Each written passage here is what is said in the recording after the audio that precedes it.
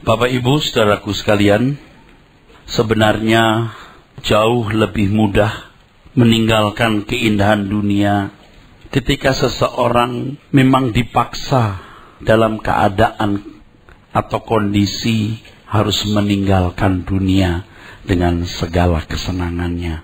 Seperti ketika seseorang sudah suntuk usia, seperti orang-orang tua di usianya yang sangat senja, ibarat hari, matahari sudah nyaris tenggelam, mudah meninggalkan keindahan dunia ini dengan segala kesenangannya. Atau karena suatu penyakit, suatu kecelakaan, di mana seseorang tidak akan lama lagi hidup dengan kondisi fisik yang tidak memungkinkan ia bisa menikmati hidup, menikmati makan, minum, wisata, dan lain sebagainya. Dalam kondisi seperti ini sangat jauh lebih mudah meninggalkan dunia dengan segala kesenangannya. Sebab kondisi fisik sudah tidak memungkinkan lagi untuk meraih dan menikmati dunia. Sehingga orang-orang seperti ini biasanya pasrah menerima saja keadaan. Tetapi betapa sulitnya kalau seseorang meninggalkan dunia dengan segala keindahannya, sementara masih memiliki kesempatan untuk meraih dan menikmati seperti anak-anak dunia menikmati dunianya.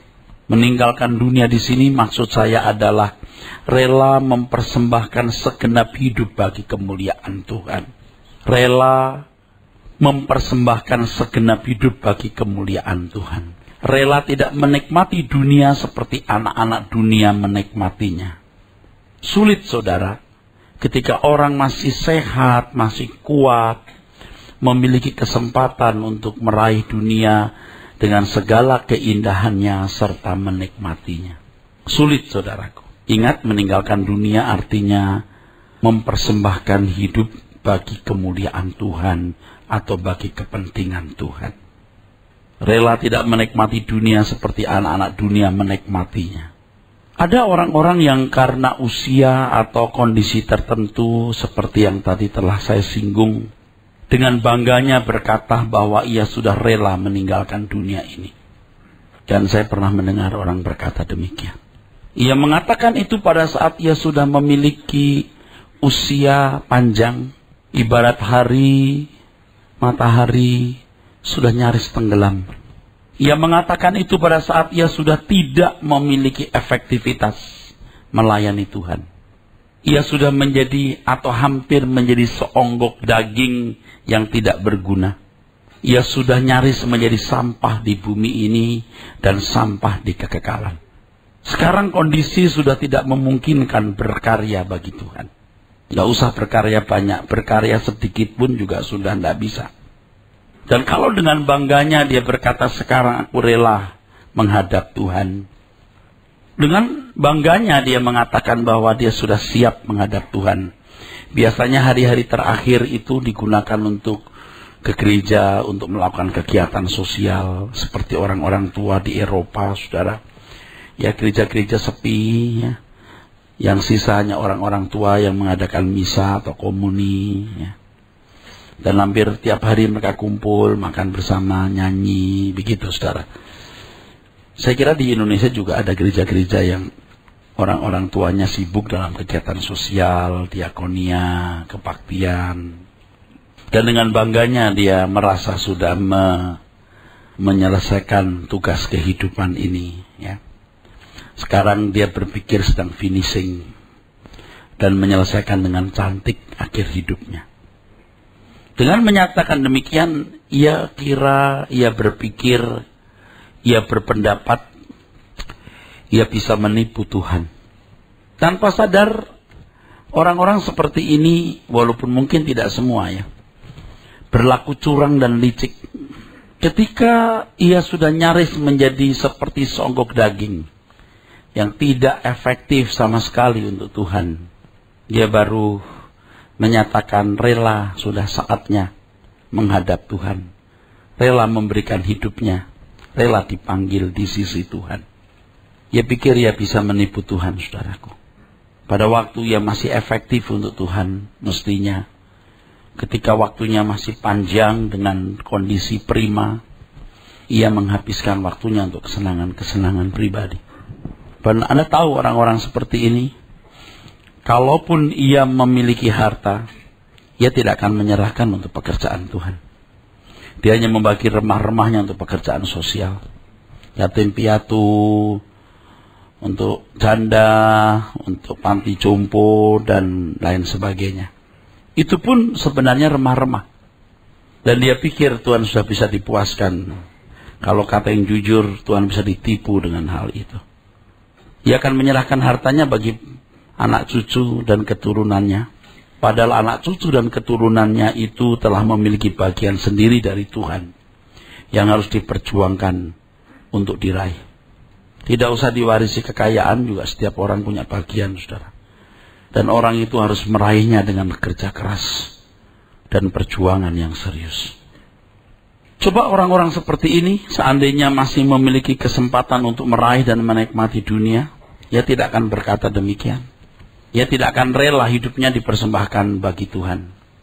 Tapi kalau sudah nyaris menjadi sogok daging yang sebenarnya pantas disebut sampah itu, dia baru menyerahkan diri untuk Tuhan. Kerelaan seperti ini, kerelaan di hari tua, kerelaan ketika orang sudah tidak efektif, sama seperti orang waktu kaya, dia suka-suka sendiri, waktu jatuh miskin, dia berjanji mau melayani Tuhan. Itu juga menipu Tuhan. Kalau saya diberkati, saya akan melayani Tuhan. Wah, dulu saya berharap orang-orang seperti ini bisa dipulihkan lalu membantu pekerjaan Tuhan. Tidak bisa ditipu lagi, saudara. Ya. Waktu sehat, tidak memberikan yang terbaik untuk Tuhan. Pada waktu mau sakit, baru segenap hidup dipersembahkan. Dalam kondisi fisik yang baik, ia tidak sungguh-sungguh merelakan hidupnya bagi Tuhan. Sekarang setelah tua, sakit, jatuh miskin, tidak berdaya, baru menyerahkan hidupnya. Kerelaan seperti ini bukanlah kerelaan yang murni dan berkualitas. Sering masih dalam bentuk kamuflase, ya. Jangan mudah percaya orang-orang seperti ini. Jangan mudah percaya orang-orang seperti ini. Dan saudara sendiri juga jangan tertipu oleh diri sendiri, ya. Saudara dalam kondisi susah, miskin, Anda cari Tuhan. Tapi pada waktu Anda kelimpahan, kuat, cukup, belum tentu Anda datang. Pada waktu Anda merasakan kebaikan orang gereja, kebaikan pendeta, kebaikan gembala, Anda rajin datang ke gereja atau melayani. Tapi kalau tidak, belum tentu Anda ada. Dalam kondisi fisik dan kondisi yang lain, kondisi ekonomi yang tidak efektif, baru mau menyatakan diri hidup buat Tuhan. Setelah kondisinya tidak ada artinya bagi dirinya sendiri, apalagi bagi orang lain. Kalau bagi orang-orang yang lewat usia itu, saudara, mereka hanya bisa menyanyi ke gereja, berdoa, ya, melakukan kegiatan sosial. Bukan tidak bernilai, bukan tidak ada artinya, bisa, tapi tidak signifikan, saudara. Jangan berpikir dapat mengakhiri hidup dengan cantik di hadapan Tuhan. Ya, jangan tertipu. Dengan pernyataan ini, maksud saya adalah supaya saudara jangan berpikir, nanti kalau sudah tua saya mau melayani Tuhan. Nanti kalau saya punya duit. Nanti kalau sudah hendak sibuk-sibuk deh. Kalau Anda pikir begitu, hanya satu kata ya untuk saudara yang pantas. Kurang ajar. You kurang ajar. Seharusnya kecintaan kepada Tuhan digelar justru pada saat ketika seseorang memiliki kesempatan untuk meraih dunia bagi dirinya. Ketika memiliki fisik yang kuat, ketika ia bisa meraih dunia bagi dirinya sendiri dan menikmati sepuas-puasnya, dia memilih untuk meninggalkan dunia. Dia memilih untuk mempersembahkan hidupnya buat Tuhan. Dia memilih tidak menikmati dunia seperti anak-anak dunia menikmatinya. Ya, perhatikan anak-anak muda. Kalau dalam usia seperti hari ini, saudara serius mencari Tuhan, ya. Usia yang prima, nanti kalau Anda sudah tua, irama pelayanan itu sudah melekat. Jangan memberikan sisa-sisa untuk Tuhan. Ingat, kalau lagi susah, lagi miskin, sudah tua, baru menyerahkan diri untuk Tuhan. Justru kecintaan kepada Tuhan digelar pada saat ketika seseorang punya kesempatan banyak meraih dunia ini. Menikmati bagi dirinya sendiri. Dalam kondisi yang prima. Ia memilih Tuhan. Ia berani meninggalkan dunia. Artinya mempersembahkan segenap hidup untuk kemuliaan Tuhan dan tidak menikmati dunia seperti anak-anak dunia. Kalau seseorang memilih Tuhan pada usia senja, di mana ia tidak bisa berbuat apa-apa lagi bagi Tuhan, pada dasarnya orang-orang seperti ini bodoh, picik dan licik. Kasihan, saudara. Jadi kalau saya lihat orang-orang tua gitu di Eropa lagi memuji Tuhan, kayaknya manis gitu, mau mengakhiri hidup dengan manis. Tidak semuanya, tapi sebagian mereka itu licik-licik, bodoh, licik ini. Ya. Mereka adalah orang-orang yang sudah tidak bisa diubah dan tidak bisa mengerti kebenaran. Tidak bisa diubah dan tidak bisa mengerti kebenaran secara utuh. Kalau saudara sudah hampir seperti orang-orang ini, saudara masih bisa bertobat di kesempatan ini dan memberikan segenap hidup secara benar kepada Tuhan. Dengan memberikan pernyataan ini, saudara harus punya kesadaran. Tidak menunda apa yang seharusnya saudara dan saya segera lakukan. Jangan beralasan, saya tidak tahu harus buat apa. Kalau engkau punya hati melayani, engkau pasti melihat segala kemungkinan dan peluang. Selalu ada peluang untuk melayani. Kalau kita memandang bahwa pekerjaan Tuhan ini adalah pekerjaan Bapa di surga, kita selalu punya peluang. Kalau Anda berkata, saya miskin, saya sakit-sakitan, saya sibuk, saya nggak punya waktu, itu juga omong kosong. Emang dasarnya Anda tidak mengasihi Tuhan dan tidak punya irama melayani. Ada sakit-sakitan, tapi untuk hobi Anda tidak pedulikan sakitmu kan. Tuhan jangan Anda kasih remah-remah begitu. Banyak alasan. Dan saudara doing nothing, Anda nggak buat apa-apa. Nunggu tua, nunggu nggak bisa bergerak, nunggu nggak punya apa-apa. Hari ini masih punya apa-apa. Anda nikmati untuk diri Anda sendiri, nunggu nggak punya apa-apa. Ngerti maksud saya, saudara? Anda sekarang punya sepotong, Anda nikmati sendiri. Nanti kalau nggak punya apa baru, wah saya mau melayani Tuhan. Nah itu kan jahat. Anda jahat, Anda bengkok. Tetapi mungkin Anda juga tidak sadar kalau Anda sedang ditipu oleh diri sendiri karena irama egois yang telah melekat dalam diri kita. Jangan keburu tua, keburu miskin, keburu sakit, keburu gak bisa berbuat apa-apa baru saudara mau berbuat sesuatu buat Tuhan. Sekarang ini mestinya saudara tidak menunda. Nanti ada saatnya Anda gak akan bisa lagi. Sudah tahu khotbah ini? Lanjutan dari pelabuhan. Kapal hidup Anda harus berlabuh dan membuang sauh. Berhenti, tidak bergerak. Ini sambungannya. Saya kira banyak loh di antara saudara yang menunda untuk berbuat sesuatu bagi Tuhan. Aku tidak ngerti loh Pak, sungguh tidak ngerti apa yang saya harus lakukan. Tidak mungkin. Tidak mungkin. Setelah itu Tuhan mempersalahkan Anda yang tidak tahu gitu. Tidak mungkin. Dasarnya Anda tidak mengasihi Tuhan. Itu aja. Dasarnya Anda tidak mengasihi Tuhan. Ya Pak, saya mau melayani tapi nunggu ini goal ini. Tidak butuh duit, no need duit Anda. Tunggu nih Pak kalau sudah sehat. Tidak butuh. Tuhan butuh hatimu yang hari ini engkau persembahkan dengan tulus dan berkata, hidupku milikmu Tuhan. Mati, hidup, sehat, sakit, kaya, miskin, sibuk, gak sibuk, everything for you. Lalu saudara akan pasti menemukan celah. Kenapa bisa begitu ya Pak ya?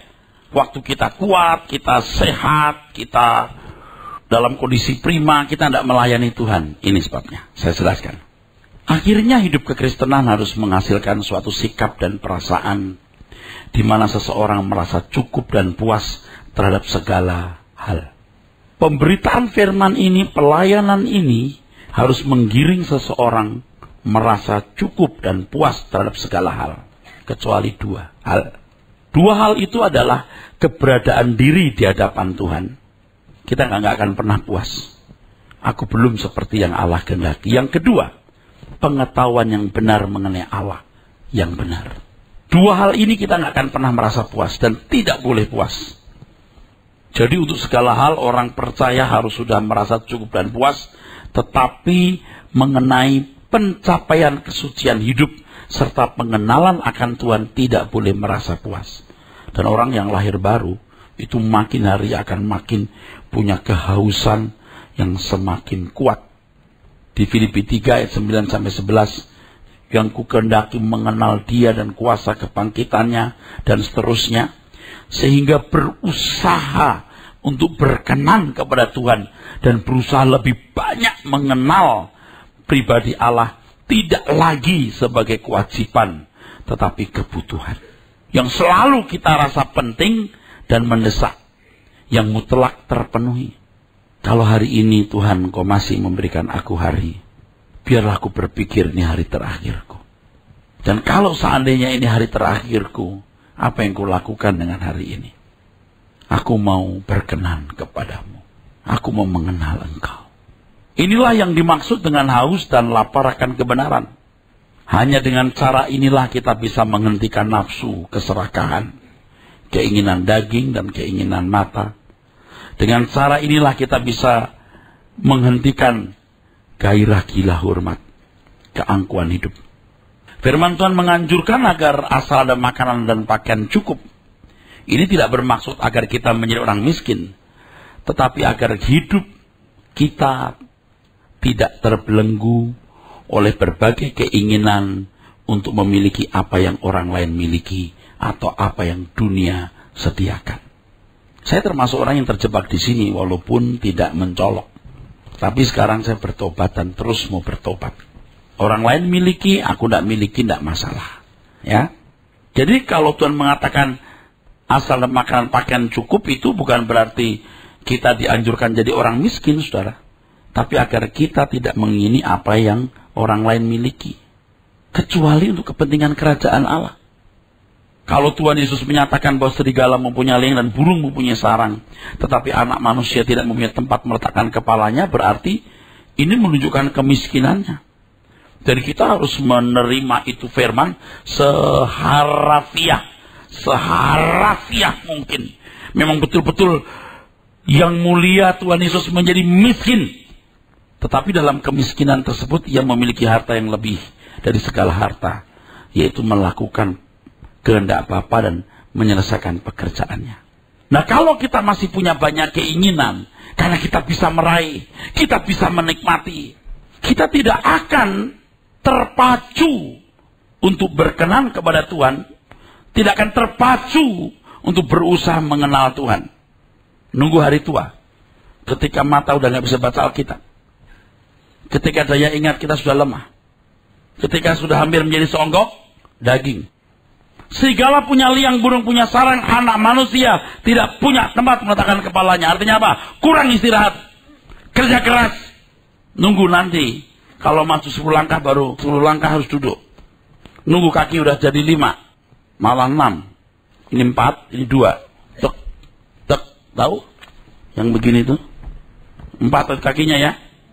Oh, jadi 3. Ketika kaki sudah menjadi 3, kaki jadi 6.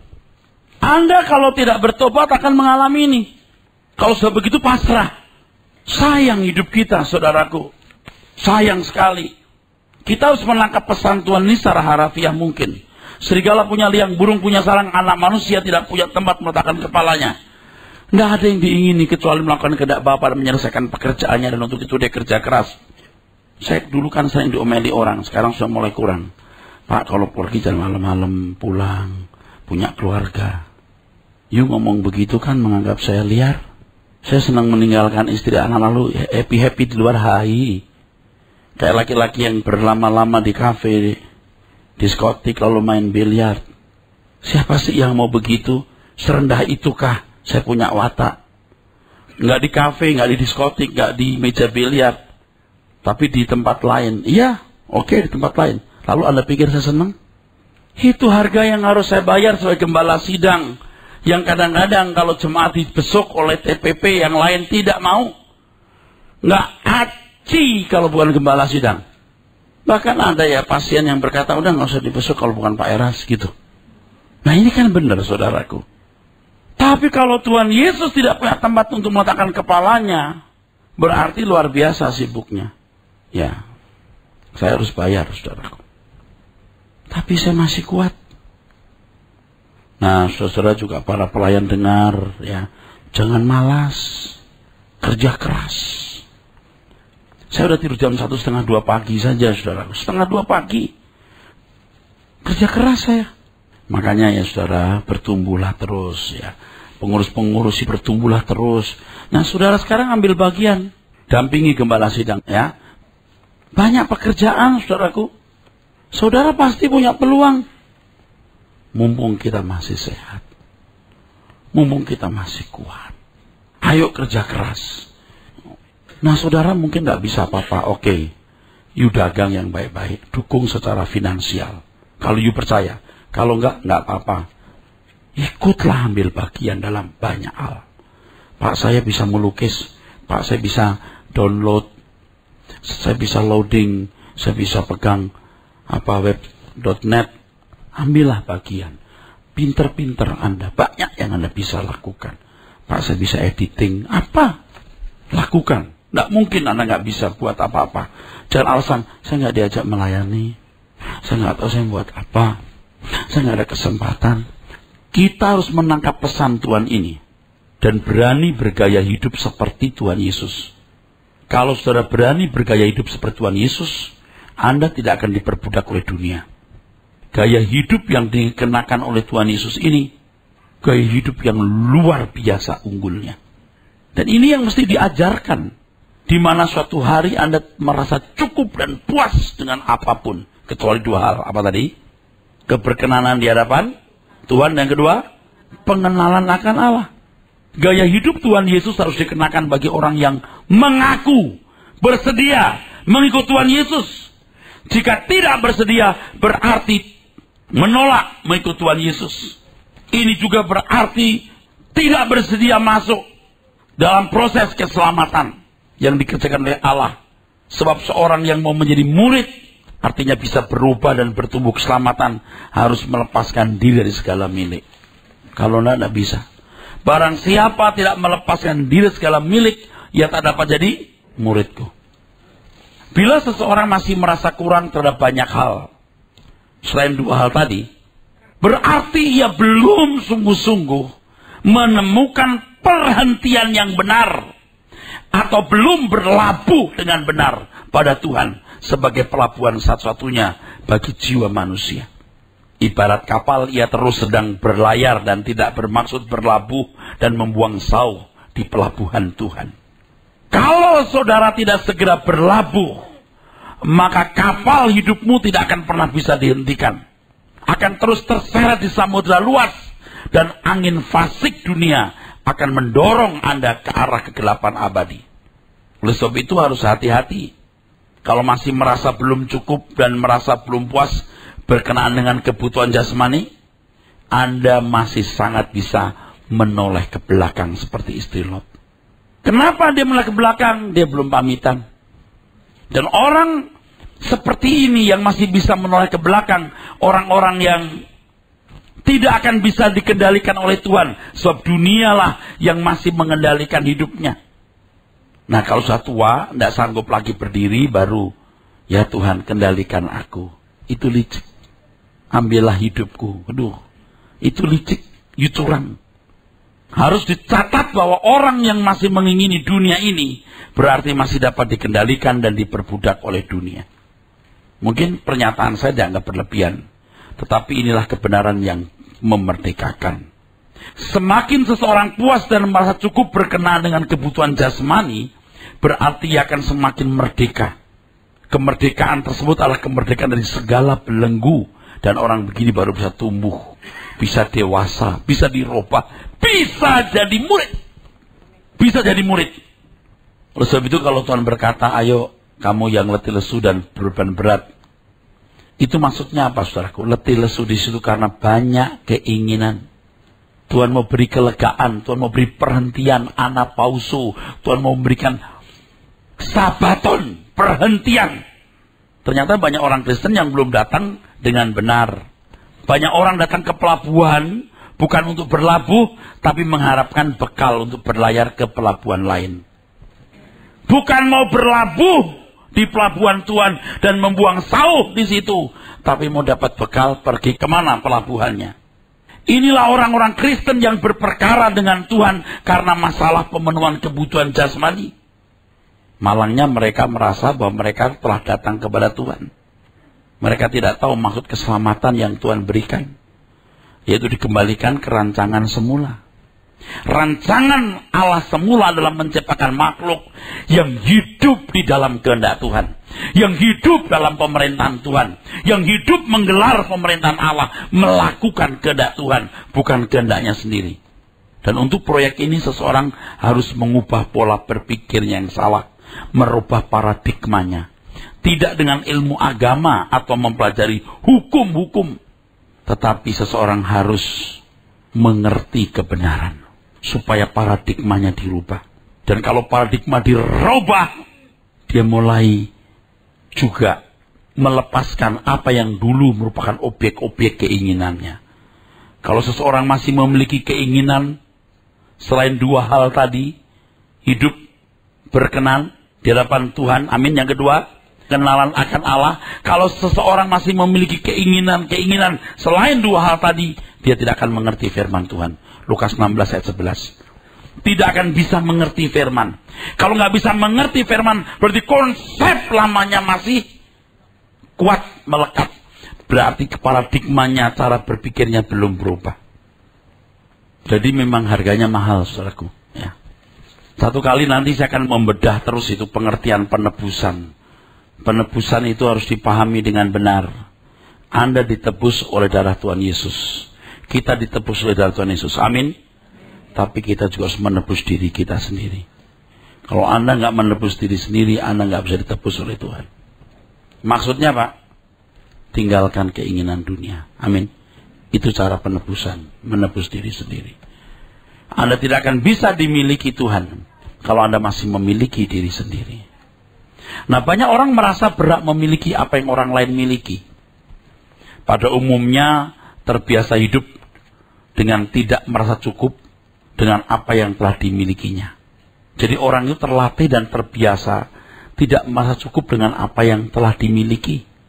Dia mau memiliki apa yang orang lain miliki, sampai tidak bisa membedakan mana kebutuhan, mana usaha membangun percitraan diri dengan fasilitas materi. Kalau aku pakai jam tangan ini sebagai kebutuhan atau sebagai citra diri, nah saya bisa mengerti kalau orang sudah terbiasa membangun citra diri dengan fasilitas fisik, pakai bolpen yang tidak mahal, malu dia. Nggak apa-apa, begini aja. Akhirnya orang-orang ini diperbudak oleh merek, model, pujian dan sanjungan berdasarkan barang yang dipakai. Coba konyol nggak? Mosok nilai diri kita dinilai dari ini? Hah? Kondisi ini membuat seseorang tidak menggunakan barang fana, tapi digunakan, diperhamba oleh barang dunia fana. Ini gaya konsumerisme tanpa batas. Anda mengumbar keinginan, Anda akan kebablas terus. Seperti kapal yang berlayar di lautan luas. Nah sekarang kita udah tua nih Pak. Ayo kita bertobat. Jangan udah tua ini anting udah gak bisa ditaruh, udah gewer-gewer gitu. Udah giliran berjalannya udah begini-begini nih. Baru aku gak pikir barang dunia, udah siap menghadap Tuhan. Licik kan? Licik gak saudara kalau begitu? Waktu muda cantik, Anda umbar untuk kesenangan. Udah tua baru, aku serahkan hidupku dalam tangan-Mu Tuhan. Udah peot. Lebih konyol lagi, udah peot pun gak sadar dirinya peot. Wah itu udah konyol lagi deh itu. Apa yang mau diandalkan ini? Saya itu bisa menangkap kok ibu-ibu yang tua tapi ada ganjennya. Bukan ganjen mau menarik laki-laki orang. Ganjen mau dinilai dia itu cantik, eksklusif gitu. Ibu itu udah tua. Sekarang carilah kecantikan di mata Tuhan, bukan kecantikan di mata manusia. Mau pakai bibir merah muda, merah tua, atau biru, tetap jelek, Bu. Bu, saya tidak larang you dandan. Wanita harus dandan biar langgeng cantiknya bagus. Tapi ingat, pemantasan atau percitraan diri, itu masalahnya. Coba kita bertobat kalau naik mobil nih. Aku perlu performance Pak, karena saya ketemu pejabat tinggi. Oke, boleh. Tapi kalau naik mobil cuman supaya orang, anak Tuhan gak punya watak begitu. Tapi kalau you naik mobil tapi bukan untuk pencitraan diri, untuk citra diri, nggak apa-apa. Pakai cincin untuk performance boleh. Tapi kalau biar dipuji orang, itu nggak ada artinya. Jadi kita orang pagi ini nggak boleh cantik. Saya menganjurkan ibu-ibu makan sayur, buah supaya ini bercahaya, ini rapi, pakai bedak, pakai bibir cantik. Kita juga senang lihat orang cantik. Ya, aduh ibu ini sudah umur kita masih pioliang ya, pantas gitu.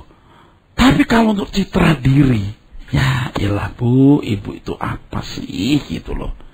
Boleh nggak pakai ini kalung kalau udah tua-tua? Ya bagus lah bu. Tapi kalau pakai biar kelihatan citra diri, ya ilah ibu kayak anak kecil. Tahu nggak lo kayak anak kecil? Ini boleh nggak pakai begini? Boleh. Tapi kalau mau dipuji orang bu, Pak, mau apa? Jangan hanya ketawa ya. Bertobat ya. Jangan diperbudak oleh merek, model. Kalau Anda beli tas itu karena memang bagus, modelnya lah apa beli. Tapi kalau supaya mereknya dibaca orang, you malu nipu diri sendiri, nipu orang. Malu. Pak, ini mereknya jam ini mahal, tapi ini murah. Tapi dasarnya kalau memang saya butuh supaya pas, oh boleh. Silakan, ya. Silakan. Tapi saya nggak bicara soal hak paten ya. Saya nggak mikir itu dulu. Sebaiknya tidak kan. Terus supaya orang tahu nih merek mahal, padahal itu palsu. Ya kan malu-maluin, tau nggak saudaraku? Orang dunia aja mengutuk kok orang Kristen bikin begitu. Nangkap maksudnya ya? Udah tahu sendiri deh. Jadi kalau Anda masih diperbudak oleh merek, oleh model, Anda itu menyembah iblis. Gaya hidup konsumerisme seperti ini sudah menjadi gaya hidup wajar khususnya di kalangan masyarakat yang tinggal di kota. Dan menjelang akhir zaman ini makin kuat mempengaruhi gaya hidup manusia. Di kitab Wahyu pasal 18, Babel kota besar itu menunjukkan kekuatan materi. Lalu ada wanita pelacur yang para pejabat dan pedagang bertabul. Itu bukan cabul seks, tapi cabul materi. Di mana umat Tuhan telah terperdaya oleh kecantikan dunia, sehingga tidak mengingini langit baru dan bumi yang baru yang disediakan Tuhan Yesus Kristus. Dan banyak orang Kristen merasa tidak menyembah iblis. Ya karena ke gereja, menyanyikan lagu rohani, menyembah Tuhan. Ngerti nggak menyembah itu apa? Kalau ada pejabat di sini, oke? Anda nggak bilang, Bapak terhormat, Bapak luhur. Enggak kan? Betul? Anda kan begini. Ya Pak. Ngerti nggak ini menyembah atau memuji? Tuhan tuh mau begini ini. Bukan cangkemnya. Paham nggak? Kalau cuma nyanyi satu kali kebaktian berapa menit, ya ilah itu mah gampang.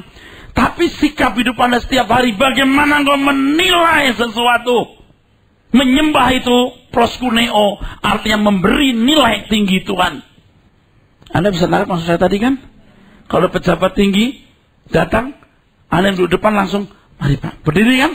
Langsung berdiri. Duduk di belakang, terus pengurus bilang, oh, depan Pak, mari Pak. Terus yang depan sini langsung berdiri, pindah sono. Nggak bilang, Bapak pantas di sini. Nggak, berdiri aja bahasanya, Anda lebih terhormat dari saya. Tuhan itu mesti diperlakukan seperti itu. Jangan waktu kita punya duit, kita sehat, kita kuat, wah kita suka-suka sendiri. Jadi kita mau mati, biar sakit, tua, renta baru. Kala Tuhanku, Kau yang terindah. Licik loh. Licik. Anda jangan jadi licik loh. Mumpung Anda kuat hari ini, beri yang terbaik untuk Tuhan. Menyembah Allah artinya memperlakukan Tuhan sebagai nilai tertinggi kehidupan. Perlakuan ini pasti terekspresi dalam kehidupan secara konkret dalam tindakan dan perbuatan. Dan salah satu gejalanya orang yang menyembah Allah adalah tidak mengingini dunia. sehingga merasa cukup dan puas berkenaan dengan pemenuhan kebutuhan jasmani. Tapi di pihak lain haus dan lapar akan kebenaran. Sedikit sekali orang Kristen sampai level di mana ia sungguh-sungguh merindukan Tuhan dan kerajaannya. Pada umumnya orang-orang Kristen pun memiliki kualitas hidup seperti banyak orang non-Kristen. Mereka merasa sudah memiliki hidup yang berbeda, jalan yang berbeda karena ke gereja, sedangkan yang lain tidak ke gereja. Bapak Ibu, camkan ini. Ada orang-orang non-Kristen yang belajar tidak diperbudak oleh dunia. Mereka punya filosofi hidup dalam kesederhanaan. Dan mereka berhasil. Orang Kristen lihat begitu nggak kagum, dia bilang, "Alah, biar lu baik begitu." Keselamatan bukan karena perbuatan baik, tetap binasa. Kan gitu kan? Nih, saya kasih angka nih biar tahu. Kalau Tuhan 100, kamu harus sempurna seperti Bapak di surga, itu mesti dapat nilai minimal 70 sampai 99. Orang yang lahir baru dengan sungguh-sungguh bisa mencapai tingkat nilai itu. Tapi orang yang tidak mengenal Tuhan Yesus, kayak Ayub misalnya, juga bukan orang Yahudi. Dan banyak lagi orang-orang yang tidak mengenal Tuhan atau mendengar Tuhan yang salah. Itu bisa dapat nilai 50 sampai 60. Ini dihakimi menurut perbuatan. Ini orang bisa selamat. Bukan sampai kepada Bapa di surga. Bukan menjadi anggota keluarga Allah. Dan masuk dunia akan datang. Kalau 30 sampai 40, ini udah gak masuk. Jangan Anda berpikir begini loh. Iya, bukan karena perbuatan baik kita diselamatkan. Tidak ada ayat yang mengatakan diyakini menurut iman. Semua juga diyakini menurut perbuatan. Paulus pun juga berkata, aku berusaha, baik diam dalam tubuh ini maupun di luarnya, untuk berkenan. Loh, kok sampai berusaha begitu gimana sih? Di teks lain dikatakan keselamatan bukan karena perbuatan baik. Saya tidak cukup waktu menjelaskan dalam satu kali pertemuan, apalagi 5 menit. 2 kali pertemuan, masing-masing 1 jam. Baru saya bisa jelaskan. Orang dunia yang bukan orang Kristen saja, itu bisa berbuat baik. Hidup dalam kesederhanaan, meninggalkan keindahan dunia. Bisa. Kenapa kita tidak bisa lebih dari itu? Bukan berarti meninggalkan dunia lalu kita menyepi. Walaupun berduit, walaupun terhormat, tidak menggunakan untuk kepentingan dan kesenangan kita sendiri. Tapi kita gunakan untuk kemuliaan Tuhan. Perlu usaha yang sungguh-sungguh. Maka setiap kali Anda mendengar kebenaran ini, Anda digugah untuk berubah. Amin.